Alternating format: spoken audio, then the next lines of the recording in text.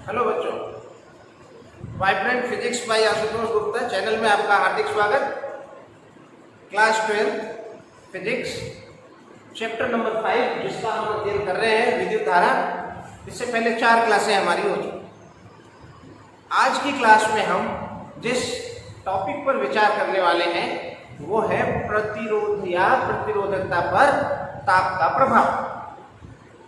अब प्रतिरोधकता के बारे में हमने अध्ययन किया कि प्रतिरोधकता क्या है। प्रतिरोधकता एकांक लंबाई और एकांक अनुप्रस्थ काट चालक के प्रतिरोध को ही प्रतिरोधकता कहते हैं, ये बात हम जानते हैं।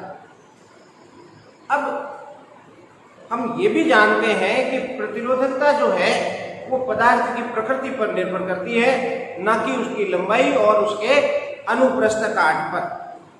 हमने 2 बातें सीखी थी कि प्रतिरोधकता 2 बातों पर निर्भर करती है, एक पदार्थ की प्रकृति पर, और प्रकृति जब हम कहते हैं और हम उसके अंदर जाके विचार करते हैं तो हमें विश्रांति काल नाम का नया भौतिक शब्द, भौतिक राशि मिलती है, यानी उसमें विश्रांति काल प्रभावित होता है।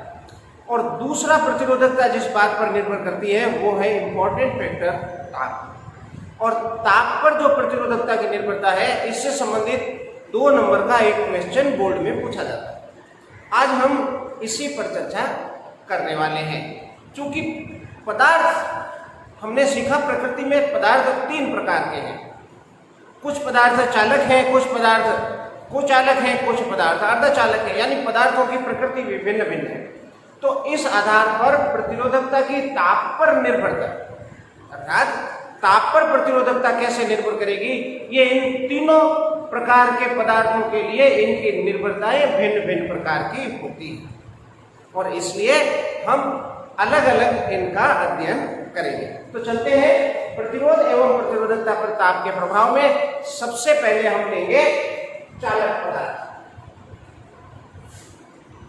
बच्चों, चालकों पर ताप का क्या प्रभाव होता है, यानी चालकों की प्रतिरोधकता पर ताप का क्या प्रभाव होता है। तो प्रतिरोधकता हमने चालकों की तो सीखी। जब हम ओम के नियम का सत्यापन कर रहे थे और ओम के नियम के सूक्ष्म रूप को प्राप्त कर रहे थे तो हमारे पास एक प्रतिरोधकता से संबंधित व्यंजक आया था, सूत्र आया था। तो मैंने कहा था आप इसको कंठस्थ कर लें। एंड दैट इज, हम जानते हैं क्या होता है, रो बराबर m upon n t square. तो ये प्रतिरोधकता का सूत्र था। और यदि मैं चालकता कह देता तो आया तो चालकता से था, चालकता कह देता तो क्या आ जाता, n square to by n। तो आप दोनों पर विचार कर सकते। अब हमें लेने हैं एक चालक पदार्थ और चालक पदार्थ के अंदर ये मुक्त इलेक्ट्रॉन, ठीक है। अब ये मुक्त इलेक्ट्रॉन गति करेंगे और टकराएंगे, और टकराएंगे तो बाधा उत्पन्न होगी, अवरोध आएगा, जिसे हम नाम देंगे प्रतिरोध। और प्रतिरोध के साथ जब हम एकांक लंबाई और एकांक अनुप्रस्थ काट जोड़ देंगे तो वही प्रतिरोधकता हो जाएगा, जो पदार्थ की प्रकृति पर निर्भर करता है। ध्यान रखें, लंबाई और अनुप्रस्थ काट पर निर्भर नहीं करता। अब हम इसकी एक एक चीज पर विचार करते हैं। क्या प्रतिरोधकता इस पदार्थ के लिए बात करूं तो द्रव्यमान पर निर्भर कर रही है, क्योंकि द्रव्यमान परिवर्तनशील नहीं है इसके साथ, ताप के साथ। तो क्या ताप बढ़ाने पर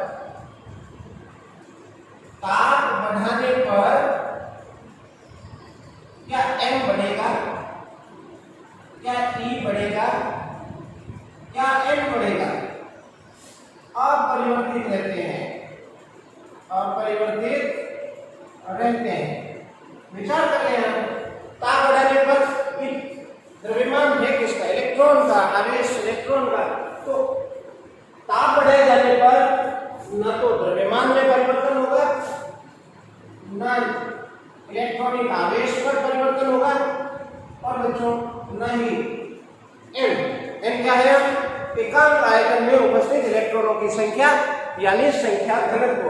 तो यहाँ n और m किसी में परिवर्तन नहीं हो, तो होगा किसमें?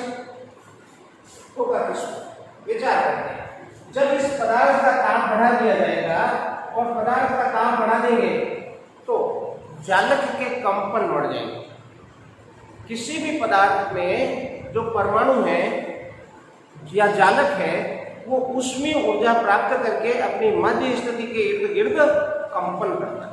अब आप 1 मिनट, लाल पेन देख रहा हूं मैं, अब आप 1 मिनट के लिए विचार करें कि ये एक परमाणु है और ऊष्मीय ऊर्जा के कारण ये कंपन कर रहा है, अपनी मध्य स्थिति के इर्द गिर्द कंपन कर रहा है।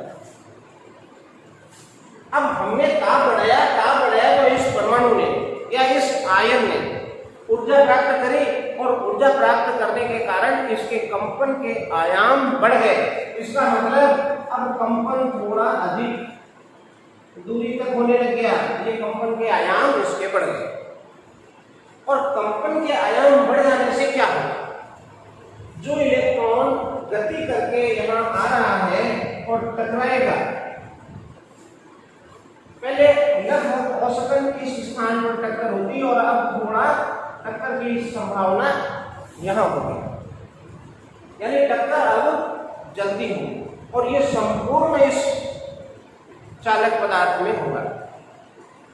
टक्करों के बीच में लगा समय घट जाएगा और टक्करों के बीच लगा समय घट जाएगा तो संपूर्ण पदार्थ में टक्करों के बीच लगे समय का औसत मान को हमने नाम दिया विश्रांति काल, यानी समय घट जाएगा, टक्करों के मध्य लगने वाला समय यानी विश्रांति काल घट जाएगा। और जब विश्रांति काल घट जाएगा तो आप विचार कर सकते हैं कि प्रतिरोधकता बढ़ जाएगी। बहुत ही सिंपल है क्योंकि ये यहाँ पर व्युत्क्रमानुपाती है ताप के साथ। तो बच्चों, ताप बढ़ने पर क्या होगा लिख दिया मैंने, ये पहली बात है, अपरिवर्तित रहेंगे। दूसरी बात, परंतु जालकों के कंपन के आयाम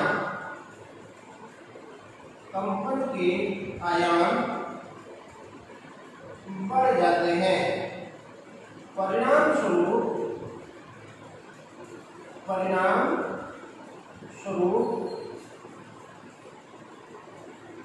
टक्कर अपेक्षाकृत जल्दी होती है,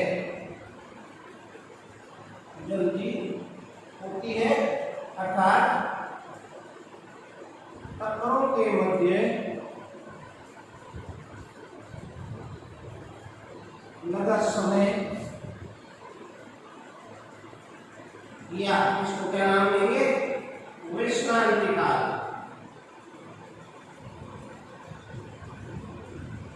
घट जाता है, विश्रांति काल बच्चों घट जाता है। अब विश्रांति काल घटने से क्या होगा? क्योंकि ये व्युत्क्रमानुपाती है, प्रतिरोधकता विश्रांति काल के व्युत्क्रमानुपाती है। यदि विश्रांति काल अधिक होगा तो ये प्रतिरोधकता कम होगी और विश्रांति काल कम होगा तो प्रतिरोधकता अधिक होगी। तो मैं लिखूं विश्रांति काल घट जाने से, विश्रांति काल घट जाने से, क्यों? क्योंकि रो इज इनवर्सली प्रोपोर्शनल टू टॉ। घट जाने से पदार्थ की प्रतिरोधकता बढ़ जाती है, प्रतिरोधकता बढ़ जाती है। अब ताप बढ़ाया, क्या हुआ? ताप बढ़ाने से क्या हुआ बच्चों कि टक्करें जल्दी होने लग गई, विश्रांति काल कम हो गया। जल्दी होने लगी मतलब जल्दी टक्कर हो रही है, समय कम लग रहा है, विश्रांति काल कम हो गया और विश्रांति काल कम होने से जो है प्रतिरोधकता बढ़ गई। प्रतिरोधकता बढ़ जाने से क्या होगा? प्रतिरोधकता है क्या? प्रतिरोधकता है एकांक लंबाई एकांक अनुप्रस्थ काट चालक का प्रतिरोधकता। और प्रतिरोधकता का व्युत्क्रम क्या है? तो प्रतिरोधकता का व्युत्क्रम है चालकता। और इसलिए हम कह सकते हैं कि जब प्रतिरोधकता बढ़ जाती है तो चालकता उसकी कम हो जाती है। तो मैं लिखूंगा अतः अतः चालकों की चालकता घट जाती है ताप बढ़ाए जाने पर। बच्चों अब कितनी बढ़ जाती है और कितनी घट जाती है, हम विचार कर रहे हैं प्रतिरोधकता और प्रतिरोध। प्रतिरोध और प्रतिरोधकता पर निर्भरता एक जैसी है, थोड़ा परिवर्तन है जिसकी मैं आगे चर्चा करूंगा, पर मैं पहले बात कर रहा हूं प्रतिरोधकता। तो कितनी इसकी प्रतिरोधकता बढ़ जाती है, क्योंकि हमने क्या कहा, ताप बढ़ाने पर प्रतिरोधकता बढ़ जाती है।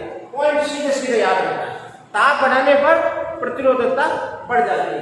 कितनी बढ़ जाती है उसके लिए मैं विचार करूं कि माना परम शून्य ताप पर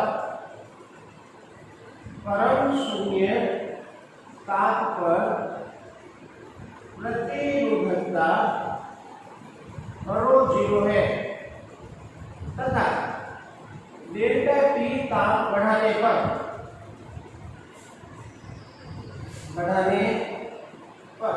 बढ़ाएंगे तो कितना हो जाएगा, मान लो टी ताप हो गया, बढ़ाने पर टी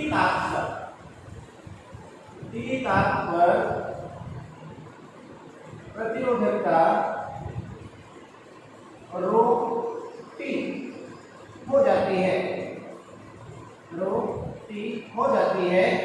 तो हम यही विचार कर रहे हैं कि ताप बढ़ाने पर चालकों की प्रतिरोधकता बढ़ जाती है। कितनी हो जाती है, तो हमने पहले कहा कि परम शून्य ताप पर प्रतिरोधकता रो जीरो है। अब टी ताप कर दिया, बढ़ाया कितना, डेल्टा टी, और प्रतिरोधकता हो गई रो टी।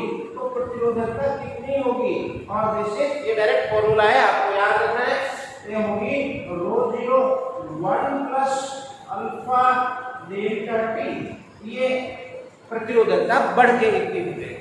विचार करें कि पहले प्रतिरोधकता परम शून्य ताप पर रो जीरो थी और आपने प्रतिरोधकता डेल्टा टी, इसकी ताप जो है डेल्टा टी आपने बढ़ा दिया, तो प्रतिरोधकता इतनी बढ़ गई। अब यहाँ ये जो अल्फा आया है ये क्या है, ये एक इंपॉर्टेंट पद है। यहाँ अल्फा एक समानुपाती नियतांक है, या एक सिंपल कह दूं एक नियतांक है, क्योंकि यहाँ मैंने समानुपाती हटा के आपको दिखाया नहीं है। अल्फा एक नियतांक है जिसे पदार्थ की प्रतिरोधकता का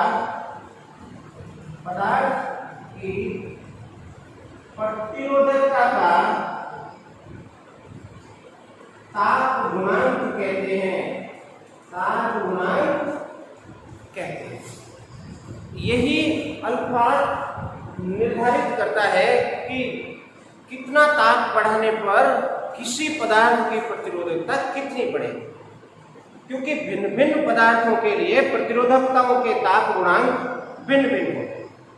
किस पदार्थ के लिए कितने होते हैं, ये आपकी पुस्तक में एक सारणी दी गई है, उसमें दिया गया है। जब आप सारणी देखेंगे तो वहां चालकों में चांदी, सोना, तांबा आदि आदि के लिए प्रतिरोधकता के ताप गुणांक दिए गए हैं, और वहां आपको ये देखना है कि प्रतिरोधकता का ताप गुणांक किसका सबसे कम है। जिसका प्रतिरोधकता का ताप गुणांक अल्फा सबसे कम होगा उसके लिए ताप का प्रभाव उतना ही कम पड़ेगा। यानी जिसका अल्फा कम होगा, जिस पदार्थ का अल्फा कम होगा, उस पदार्थ के लिए ताप में वृद्धि करने पर प्रतिरोधकता में बहुत ही अल्प परिवर्तन होगा। और तार आबद्ध प्रतिरोध जब हमने पढ़े, से पिछला जो क्लास थी हमने उसमें ये चर्चा करी थी कि प्रतिरोध दो प्रकार के होते हैं, एक कार्बन प्रतिरोध जिसमें वर्ण संकेत हमने सीखा, और एक तार आबद्ध मानक प्रतिरोध। और तार आबद्ध प्रतिरोध यानी तार से बनाए गए, चालक तारों से बनाए गए। अब इन प्रतिरोधों को किस पदार्थ का तार लेके बनाया गया, तो वहां हम इस बात को देखकर निर्धारित करते हैं कि वो प्रतिरोध किस तार से बनाना, किस पदार्थ से बनाना। तो उसके लिए हम ये देखते हैं कि उसके लिए अल्फा, ऐसा कौन सा पदार्थ है जिसके लिए अल्फा सबसे कम है, और जब अल्फा कम होगा तो ताप का प्रभाव उस पर कम पड़ेगा। क्योंकि सामान्य दिनों में ताप में परिवर्तन होता है। कभी ताप कम होता है दिन में और दोपहर के समय ताप बढ़ जाता है। तो अगर ताप पर निर्भरता अधिक हो तो एक ही दिन में एक ही चालक पदार्थ के प्रतिरोध भिन्न भिन्न आएंगे। यानी ताप पर निर्भरता कम होनी चाहिए। जब हम प्रतिरोधों का निर्माण करते हैं तो उसकी ताप पर निर्भरता कम होनी चाहिए। और इस आधार पर हमने कहा था कि मैग्नीज, कॉन्स्टेंट और नाइट्रोजन, मैग्नीज, कॉन्स्टेंट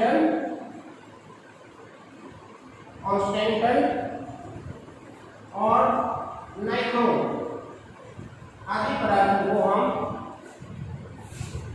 तार आबद्ध मानक प्रतिरोध बनाने के लिए काम में लेते हैं। मिश्र धातु है नाइट्रोजन, जैसे कि निकल और क्रोमियम, ये आप केमिस्ट्री में पढ़ेंगे।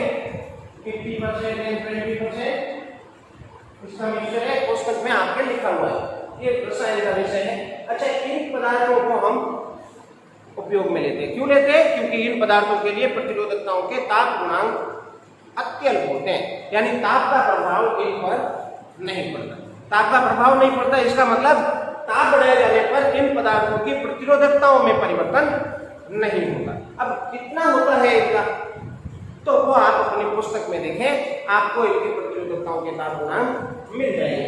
बच्चों चले आप देखें कि अल्फा एक नियतांक है जिसे पदार्थ की प्रतिरोधकता ताप गुणांक कहते हैं, तथा अल्फा का मान कम होने पर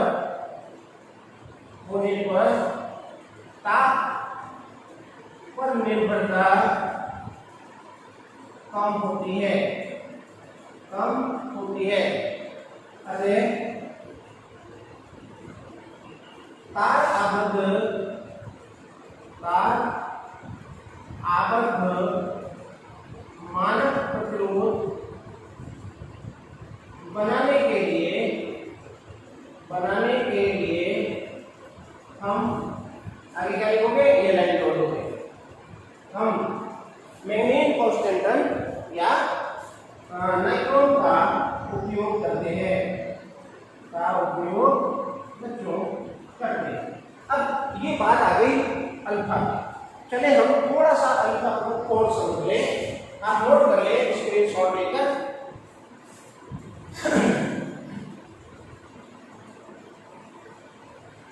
अब मैं थोड़ा सा और समझने की कोशिश करूंगा इस अल्फा को। बच्चों आपको ये जो सूत्र है मैंने दिया, ये सूत्र कि प्रतिरोधकता का ताप गुणांक जो अल्फा है, इस आधार पर ताप डेल्टा टी परिवर्तित करने पर जो प्रारंभिक प्रतिरोधकता रो जीरो थी वो बढ़ के रो टी हो जाएगी। एक साथ में बोलो, रोटी आ जाएगी, रो टी हो जाएगी। अब मैं थोड़ा इस ब्रैकेट को आपको एक्सपेंड करके दिखाऊं तो मैं लिख सकता हूं rho F T equal to rho zero plus rho zero alpha and delta T, और मैं इसका इधर स्थानांतरण कर दूं तो rho F T minus rho zero equal to rho zero alpha and delta T. बच्चों मुझे क्या देखना है, अल्फा देखना है। तो अल्फा बराबर क्या बनेगा, rho F T minus rho F zero by rho zero into delta T. ये अल्फा आ गया। हम यहाँ से भी इस ताप गुणांक को समझेंगे।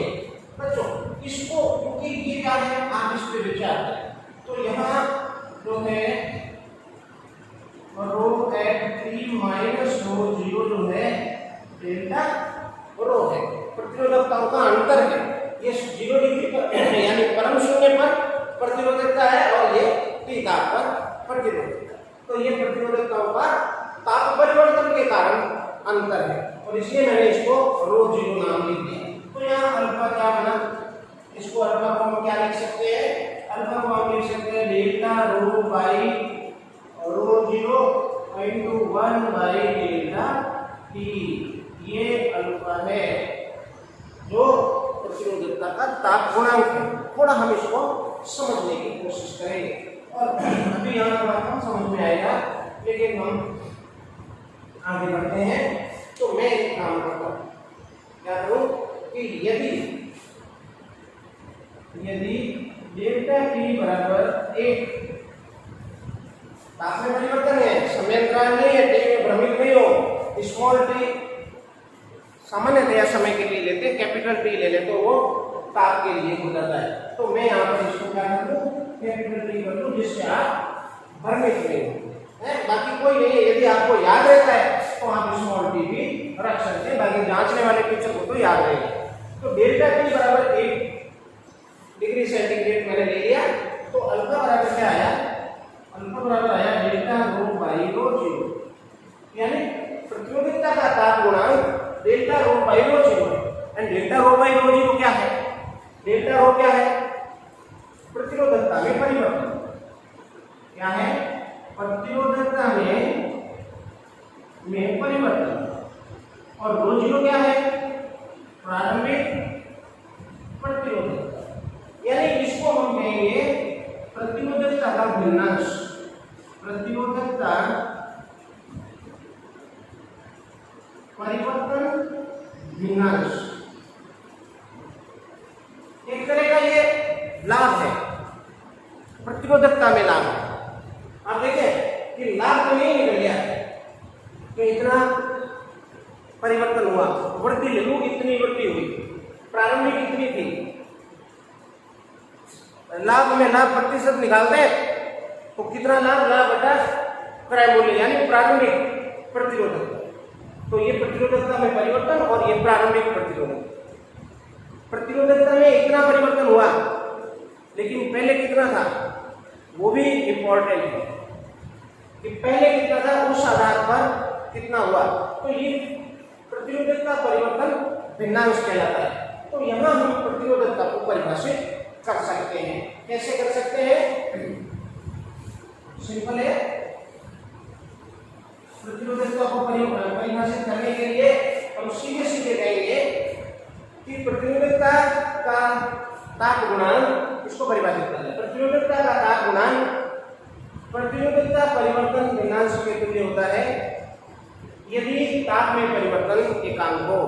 अब घुमा के बोल लो कि एकांक ताप में परिवर्तन करने पर प्रतिरोधकता परिवर्तन भिन्नांश प्रतिरोधकता के ताप गुणांक के तुल्य होता है। लिखूं मैं बच्चों, किसी पदार्थ के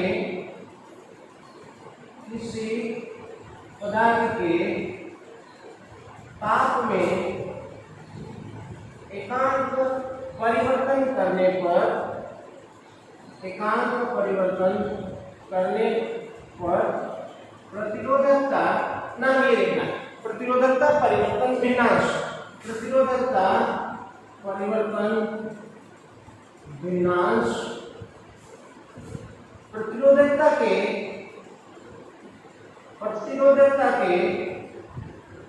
ताप गुणांक के तुल्य होता है, बार बार सोचें, याद करें तो चीजें अंदर से समझ में आती हैं। बाहर से रट लेने से कुछ नहीं होता, चीजें अंदर से सोचनी पड़ती है। भौतिक विज्ञान जीना पड़ता है। जब आप जियोगे, हर चीज में फिजिक्स ढूंढोगे तो चीजें और ज्यादा समझ में आएंगी। इसलिए बार बार इसको देखते रहे और समझते रहे। बच्चों, अब मैं हूं इसके जो है मात्रक, तो इसका मात्रक क्या बनेगा बताएं।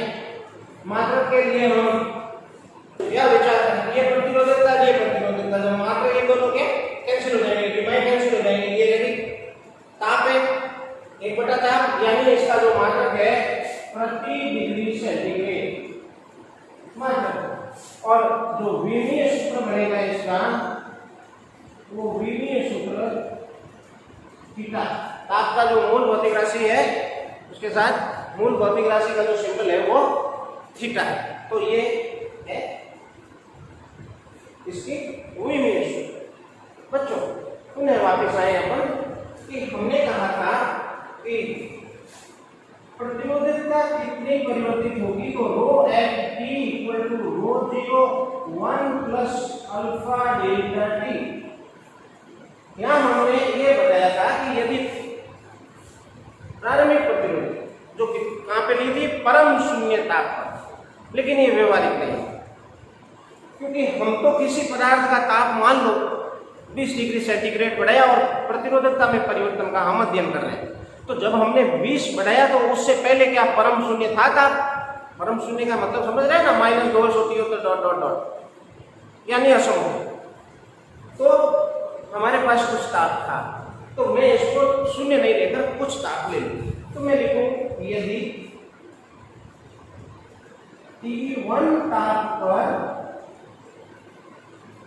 प्रतिरोधकता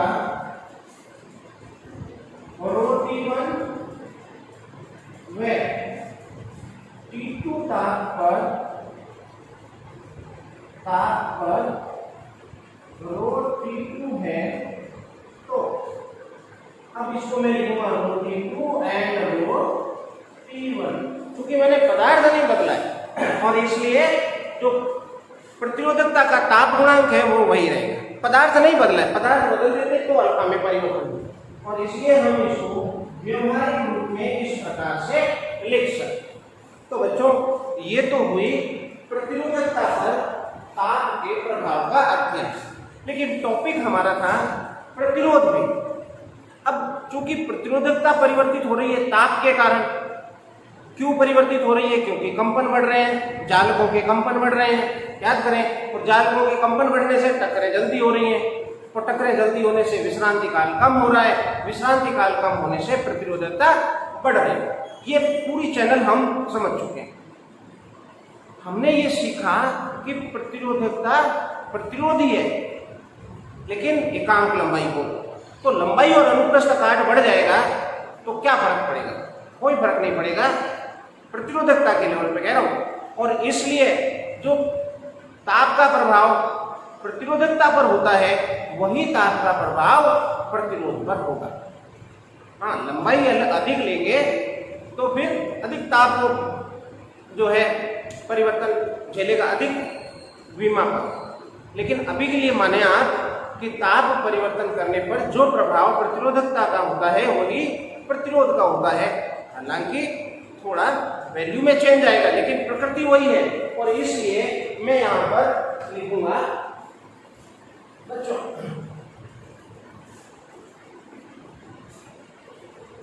मैं लिखूं इसी प्रकार प्रतिरोधों के लिए ताप का इसी प्रकार प्रतिरोधों के लिए ताप का इसी प्रकार प्रभाव पड़ता है यदि T1 ताप पर प्रतिरोध R, अब रो की जगह क्या ले रहे हैं? R T1 है तथा डेल्टा की तापवृद्धि कर ताप T2 करने पर RT2 हो जाता है तो बच्चों RT at 2 R at T2 equal to R at T1 1 plus alpha into delta T। Same form. जिस प्रकार से प्रतिरोधकता व्यवहार कर रही थी ताप के साथ, उसी प्रकार का व्यवहार प्रतिरोधों का है। लेकिन यहां जो प्रतिरोधकता का ताप गुणांक था अल्फा, तो यहां पर ये भी ताप गुणांक ही है, लेकिन ये प्रतिरोधों का है। वो ये प्रतिरोध का है, वो जो है प्रतिरोधकता का था। तो मैं लिखूं यहां अल्फा प्रतिरोध का ताप गुणांक है, ताप गुणांक है। और बच्चों इससे आगे हम इसको अल्फा को निकाल के जैसे यहाँ निकाला था वैसे चर्चा नहीं। तो बच्चों यदि मैं ताप में परिवर्तन और प्रतिरोधकता के मध्य आरेख खींचूं तो वो आरेख एक सरल रेखा में प्राप्त होना चाहिए, और वो सरल रेखा इस प्रकार की आएगी। लेकिन अल्प तापों पर हम यदि विचार करें तो अल्प तापों पर प्रतिरोधकता सरल रेखीय स्वरूप में नहीं होती और अल्प तापों के लिए प्रतिरोधकता जो है वो सरल रेखा में ना होकर वक्रीय होती है इस प्रकार से। तो ये है ताप में और प्रतिरोधकता में संबंध, जो एक चीज आपको दिखानी है। चलते हैं हम दूसरे पॉइंट की ओर और दूसरा पॉइंट है हमारा कुचालक पदार्थ। बच्चों, कुचालक पदार्थ क्या है आप जानते हैं, जिनकी प्रतिरोधकता पहले से ही उच्च होती है तथा धारा प्रवाहित नहीं होती, अर्थात इनमें मुक्त इलेक्ट्रॉन नहीं पाए जाते हैं और विद्युत क्षेत्र लगाने पर यह धारा का चालन नहीं करते हैं। इनकी प्रतिरोधकता पहले से उच्च होती है। कुचालक पदार्थ कैसे होते हैं, जिनकी प्रतिरोधकता उच्च होती है, उच्च होती है।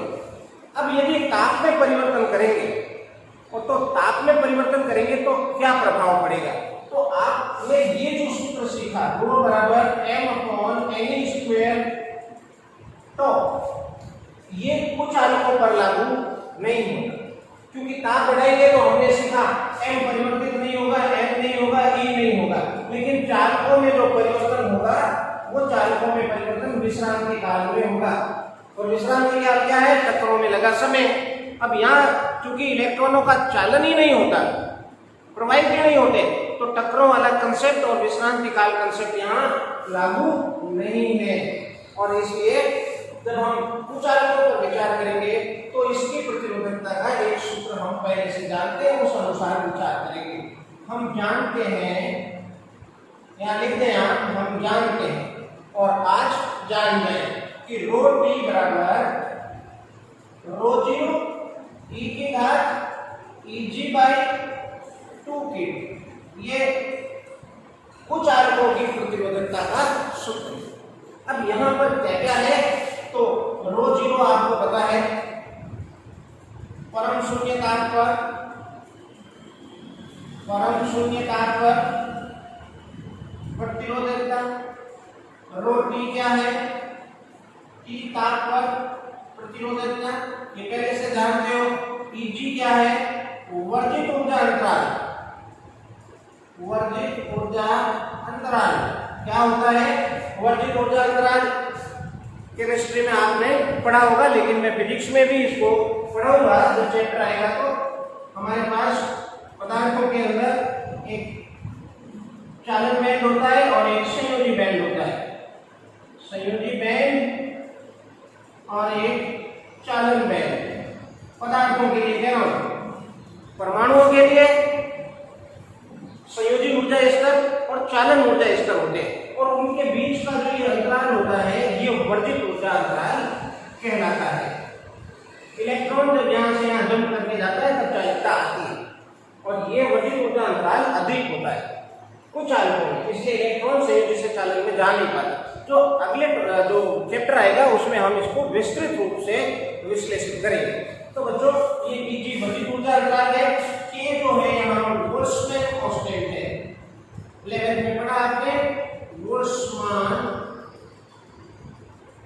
नियतांक है, और T आपको पता ही है ताप, T जो है ताप है, चलो ये भी लिख दे, तो T ताप है। अब आप यदि विचार करें कि ताप में परिवर्तन करेंगे, ताप का प्रभाव देख रहे हैं कुचालकों पर, ताप में परिवर्तन करेंगे और ताप का है इस फॉर्मूले में, तो ताप ये रहा। ताप बढ़ाने पर बच्चों, ताप बढ़ाने पर क्या होगा, इस पूरे पद पे विचार करें, Eg/2kT पद घटता है, ये कम होगा, Eg/2kT कम होगा क्योंकि ये भर में है, इसको बढ़ाएंगे तो ये पद कम होगा, और ये पद कम होगा तो ये E की घात वाला पद भी कम होगा। E की घात अचर घातांक की है तो ये पद कम होगा, और ये पद कम होगा तो आप समझ ले कि जो रो T है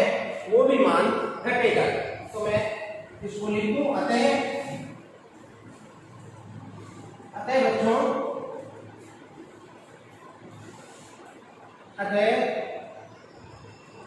e की घात Eg/2kT में कमी आती है परिणाम स्वरूप प्रतिरोधकता घटती है। कैसे घटती है? तो ये e की घात के अनुसार घटती है और इसलिए यहां हम एक शब्द काम में लेते हैं चरघातांकी रूप से। e जो है चरघातांकी कहलाता है। चरघातांकी रूप से प्रतिरोधकता घटती है। ये है कुचालकों के लिए। अब प्रतिरोधकता घटती है इसका मतलब क्या? चालकता बढ़ती है, अर्थात चालकता बढ़ती है तथा परम शून्य ताप पर प्रतिरोधकता अत्यल्प हो जाती है, व चालकता अत्यधिक हो जाती है। लेकिन इस पे कह रहे हैं परम शून्य ताप पर हम बात करें, तो ध्यान रखें ये है आपका दूसरा पॉइंट। चले तीसरे पॉइंट पर नोट कर लें आप।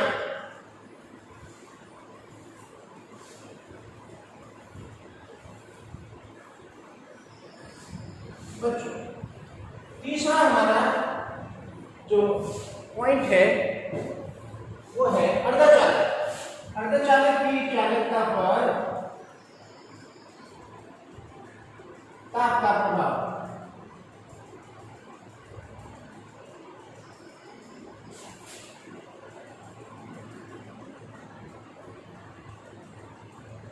अब अर्धचालक पदार्थ क्या होते हैं? अर्धचालक पदार्थ वे होते हैं जो परम शून्य ताप पर कुचालक की भांति व्यवहार करते हैं और ताप बढ़ाए जाने पर उनमें चालकता आती है, यानी ताप बढ़ाए जाने पर वो चालकों की तरह से व्यवहार करने लगते हैं, लेकिन ताप वृद्धि के साथ साथ चालकता उनकी बढ़ती रहती है। चालकता बढ़ती है यानी प्रतिरोधकता कम होती है। बच्चों ऐसा क्यों होता है? तो फिर मैं आपसे कहूंगा अध्याय 16 पूरा इसी का चैप्टर है, लेकिन फिर भी मैं आपको यहाँ थोड़ा सा बता दूं कि एक होता है चालन बैंड और इसमें यहाँ होता है संयोजी बैंड।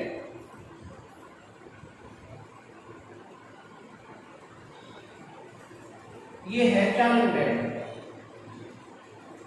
और बीच में इसके है वर्जित ऊर्जा अंतराल। सारे सहसंयोजी बंध यानी इलेक्ट्रॉन जो सहसंयोजी बंध से बंधे हुए हैं नाभिक के साथ वो यहाँ है। और जब ताप वृद्धि की जाती है तो ये सहसंयोजी बंध जो कि प्रकृति में कमजोर होते हैं टूट जाते हैं और टूटने के कारण और ऊर्जा प्राप्त करने के कारण, कितनी ऊर्जा? वर्धित ऊर्जा अंतराल से अधिक ऊर्जा प्राप्त करने के कारण चालन बैंड में इलेक्ट्रॉन संक्रमित हो जाते हैं और इस प्रकार हमें यहाँ पर चालन बैंड में संक्रमित हो गए यानी मुक्त इलेक्ट्रॉन मिल गए। लेकिन अर्धचालक पदार्थ विशेष है और विशेष इस प्रकार से है कि हमें सहसंयोजी बंध टूट के चालन बैंड में इलेक्ट्रॉन जाने के कारण यहाँ मुक्त इलेक्ट्रॉन तो मिलते ही है, साथ ही साथ यहाँ होल भी प्राप्त होते हैं। तो हमें संयोजी बैंड में होल मिलते हैं और चालन बैंड में हमें मुक्त इलेक्ट्रॉन प्राप्त होते हैं। और विशेष बात ये कि ये दोनों चालकता में योगदान देते हैं। इसलिए अर्धचालक पदार्थों में द्विध्रुवी चालन होता है।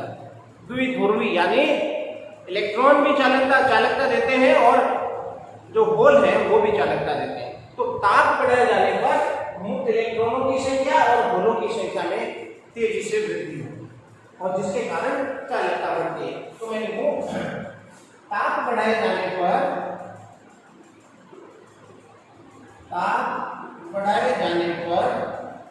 संयोजी बैंड में उपस्थित सहसंयोजी बंध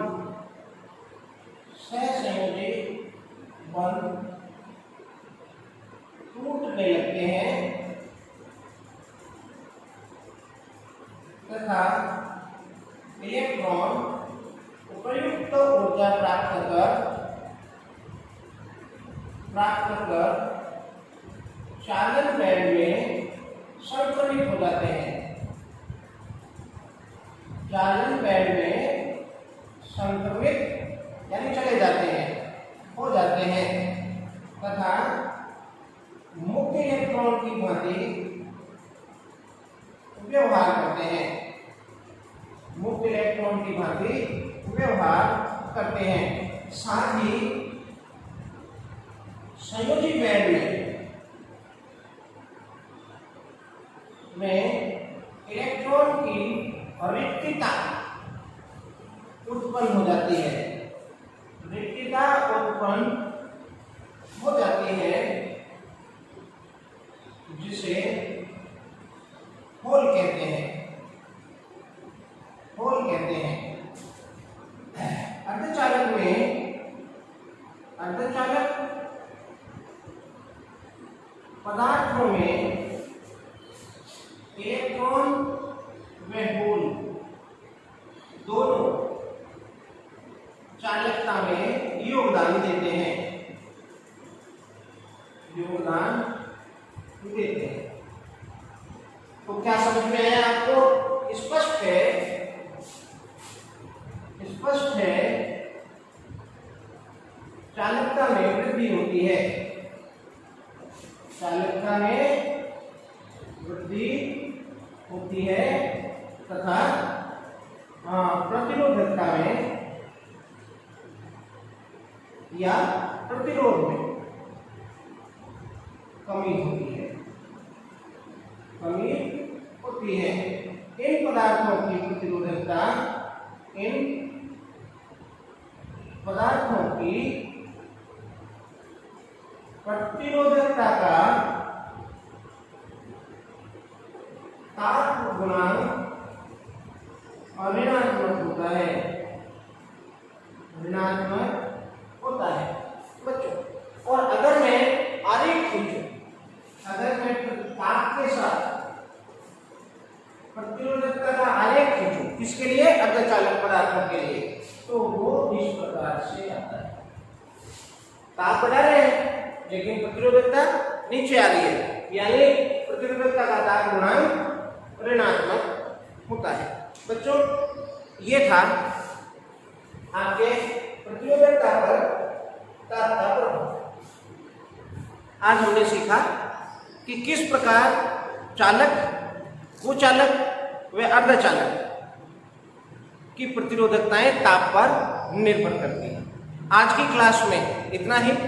अगली क्लास में मैं आपसे फिर मिलूंगा और कुछ चर्चा करूंगा अतिचालक पदार्थों के लिए, कुछ चर्चा हमारी प्रतिरोधों के संयोजन पर होगी। थोड़ा चैप्टर शेष है, लगभग 3 क्लास में ये चैप्टर कंप्लीट हो जाएगी। आप पढ़ते रहें, समझते रहें, दूसरों को भी समझाते रहें और दूसरों को प्रेरित करते रहें कि इस लॉकडाउन के पीरियड में हम कैसे अधिक से अधिक लाभ उठा के अपना हित साध सकते हैं। बहुत नुकसान हो रहा है, हमारे पास कुछ करने के लिए है नहीं। लॉकडाउन मीन्स जो कोरोना का इम्पैक्ट चल रहा है, स्कूलें चल नहीं रही हैं, फिजिकली हम क्लास अटेंड कर नहीं पाएंगे, तो बहुत बड़ा नुकसान होगा। आप सोचें, मई से हम पढ़ना शुरू कर देते हैं, मई, जून, जुलाई, अगस्त में भी कोई संभावना नहीं है। नॉर्मल होते होते नवंबर आ सकता है। और इसलिए यदि हम इस तरह से लगे रहें तो हम अपने नुकसान को काफ़ी कम कर सकते हैं, 90%, 100% कम कर सकते हैं। मैं आपके साथ लगा हूँ, आपको पूरी फिजिक्स इस तरह से दे दूँगा। जब तक ये क्लासेस स्टार्ट नहीं होंगी तब तक ये हमारी क्लास चलती जाएगी। आप पढ़ते रहे, दूसरों को भी प्रेरित करते रहे, क्योंकि हम इजी मूड में आ गए हैं कि कुछ हो ही नहीं रहा है, हो ही नहीं रहा तो हम क्या करें। तो नुकसान तो हमारा हो रहा है ना। सिलेबस तो आगे जब आप कंपटीशन में जाओगे तो वहाँ तो सिलेबस कम होने वाला नहीं। चलिए बोर्ड में थोड़ा सिलेबस कम कर दिया, 25-30% कम कर दिया, लेकिन जब आप कंपटीशन में जाके भिड़ोगे बच्चों से तो वहाँ सिलेबस कम नहीं होगा, वहाँ फिजिक्स कम नहीं होगी, क्योंकि काटे क्या, एक को काटे तो दूसरे पे फर्क पड़ेगा। इसलिए इस तरह से आप चीज़ों को सीखते रहे, प्रेरित होते रहे, स्वप्रेरित हो। प्रेरणा अंदर से आती है, आंतरिक प्रेरणा का उपयोग करें, दूसरों को भी प्रेरित करें। वीडियो को शेयर करें, सब्सक्राइब करें और पढ़ते रहें। आज इतना ही, मिलते हैं अगली क्लास में। Thank you.